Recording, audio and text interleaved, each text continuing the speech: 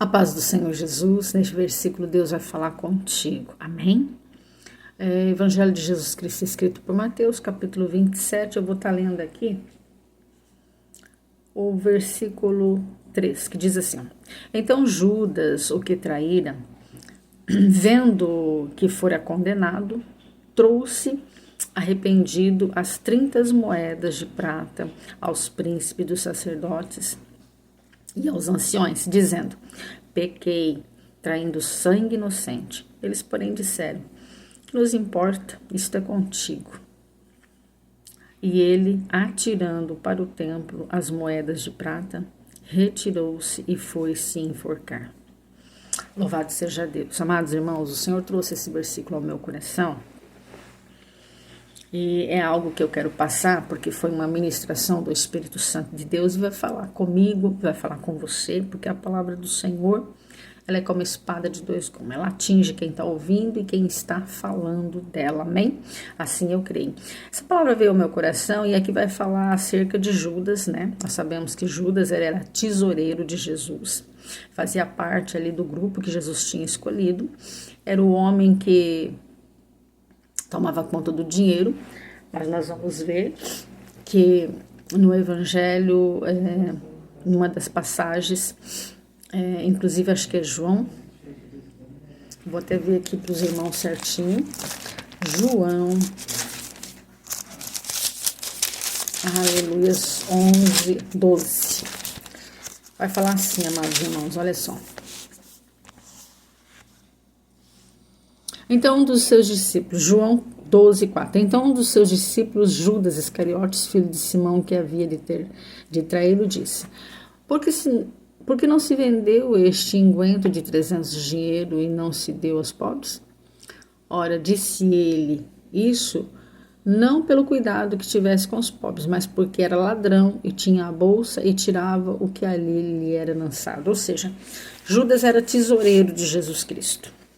Ele fazia parte da comissão onde o mestre tinha escolhido ali o seu grupo. Mas ele estava ali para atrair Jesus. Amém? Nós vamos compreender que justamente na área em que ele tinha facilidade em pecar, em errar, ele continuou errando até o final. Judas, ele era atraído pelo dinheiro, né? Ele tinha ali a ambição, o desejo. E hoje nós sabemos, né, amados irmãos, que muitas pessoas estão com esse sentimento muito grande de trabalhar incansavelmente e até em coisas ilícitas para poder manter o seu monetário, né? Para poder ter sobrando, vamos dizer assim. Judas era visto como ladrão. Judas estava com Jesus, andava com Jesus, ouvia o que era certo, sabia o que era certo, mas ele não era conduzido pelo Espírito Santo de Deus, ele era conduzido pela ambição, ou seja, um mal que atuava dentro dele e que ele com facilidade deixava-se se conduzir pelo mal para poder assim, aleluias, fazer o que era errado. Nós vamos entender pelo texto que aqui Judas ele comete suicídio. Quando ele percebe que Jesus ele foi condenado e que ele percebe que mataram a Jesus, ele simplesmente vê que o que ele fez foi errado. E ele chega arrependido, né, com as suas 30 moedas de prata, e ele fala com os príncipes, com o sacerdote: olha, eu errei. Ele era inocente. Só que aqui eles riram dele. Olharam para ele e falaram assim: mas o que nós temos a ver com isso? Se você está arrependido ou não está, o que nós queríamos fazer, nós fizemos. Né, que era matar o mestre, isso não importa para nós, isso é contigo, se vira. E aqui Deus ministrou algo ao meu coração, porque é exatamente assim que o mal faz conosco. Ele nos usa, é como se ele desse o tapa, escondesse a mão e dissesse que foi nós que fizemos. Aqui Judas foi conduzido, ele foi induzido pela ambição que estava no seu coração, porque o mal, o demônio, ele age exatamente naquilo que é a nossa fraqueza. Aleluia. Só que aqui houve um arrependimento, só que esse arrependimento, o Espírito Santo de Deus ministrou ao meu coração, e é algo forte que ele falou comigo. E eu na hora falei: é verdade, Senhor. Porque aqui o arrependimento dele não foi induzido pelo Espírito Santo de Deus. Aqui o arrependimento dele foi induzido pelo mundo. Por quê? Porque ele não estava envolvido pelo Espírito de Deus, ele estava envolvido pelo espírito do mundo, pelo diabo. E aqui foi apresentado, ele estava arrependido, né? E ele foi lá devolver as moedas. Só que as pessoas que estavam ali também, né? Sendo induzidas pelos mal, que eram príncipes e sacerdotes e anciãos, falou para ele: tô nem aí se você pecou, tô nem aí se você está arrependido, porque é isso que o mal faz quando nós erramos e pecamos. Ele nos julga, nos condena e fica diante de Deus ainda nos acusando e condenando. Só que o Senhor trouxe um versículo ao meu coração que vai fechar com isso que o Senhor me falou.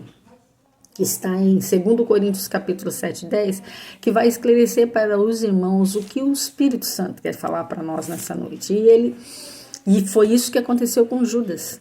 Porque se ele fosse diante do Senhor, se ele se arrependesse e falasse com Jesus, com certeza Jesus o arrependeria. Só que ele não falou com o Pai, ele não falou com o Espírito Santo, ele não falou com Jesus, ele não desceu na presença de Deus. É como se Judas tivesse ouvido tudo ao contrário. Porque veja bem, se ele fazia parte dos 12, ele ouviu toda a verdade da parte do Senhor. E ele entendeu e compreendeu que havia sim perdão para aqueles que se arrependiam. E aqui nós vamos compreender 2 Coríntios capítulo 7:10, que fala bem assim, olha, acerca do arrependimento, quando estamos diante de Deus.